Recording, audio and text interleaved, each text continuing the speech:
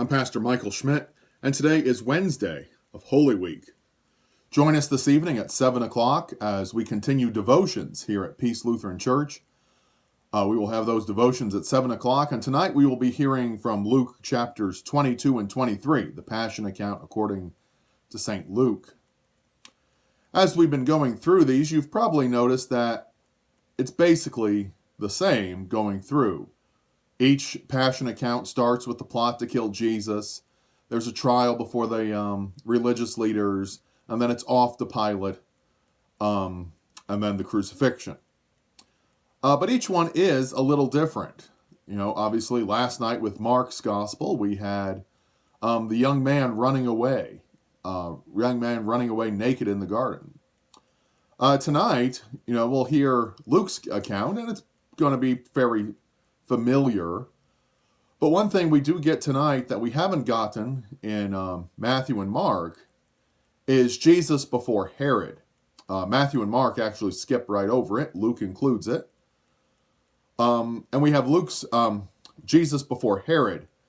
And he's kind of in this little ping pong match. He goes to Pilate, and Pilate says, not my problem. Then he goes to Herod. Herod says, I don't want to deal with him. And he goes back to Pilate. And I think it's John's Gospel particularly mentions that at this time, Herod and Pilate became friends. For before this, they were enemies.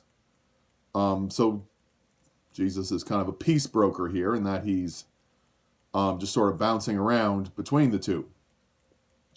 But the interesting thing tonight in Luke's Gospel is in Luke 23, Jesus goes to see Herod. When Herod saw Jesus, this is verse 8 and 9, when Herod saw Jesus, he was very glad, for he had long desired to see him, because he had heard about him, and he was hoping to see some sign done by him. So he questioned him at some length, but he made no answer. This is a very popular problem among some today, is that they come looking for Jesus to do some miracle in their life. That Jesus is the latest good luck charm. Jesus is what's going to make everything right. Prior to this, there's been problems, but now that Jesus is here, all will be well. People come to church, you normally see them, they come for a couple Sundays, and then they leave. And you never see them again. Some even join the church. They join the church thinking that this is their ticket. And then they come for a while, maybe they're active, maybe they're not, and then they're gone.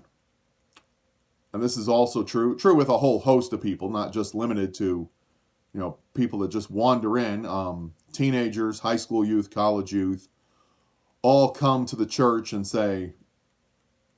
come to the church with, like Herod, with high expectations that something great is going to happen. Jesus will do great things for me.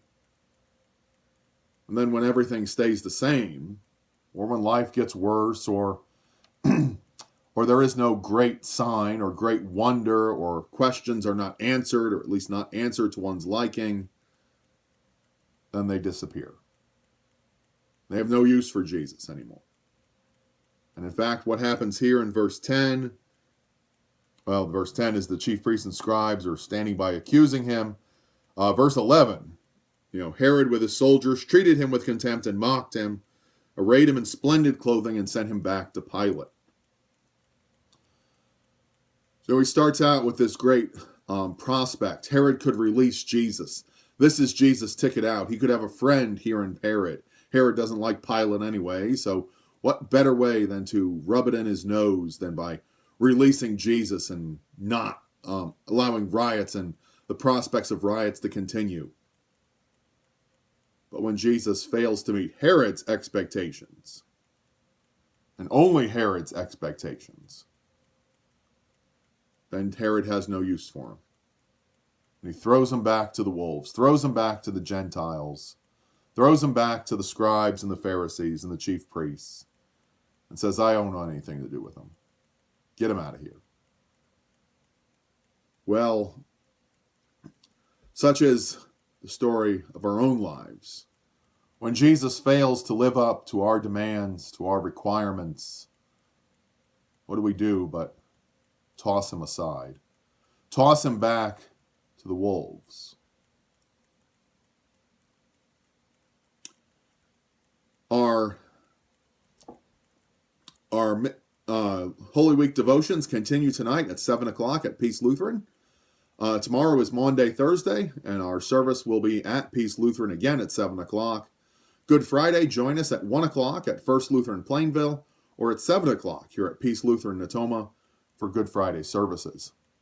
May the Lord bless your day.